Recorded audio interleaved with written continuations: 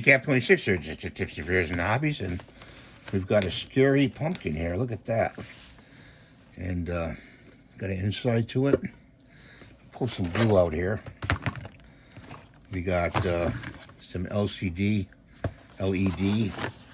lights in here. We're going to pull one out.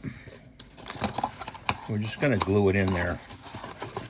And we'll be able to reach that in there in the future to turn it on. I'm just going to close this box up. So, take the top off. Open up this glue. This is the top. This is the bottom.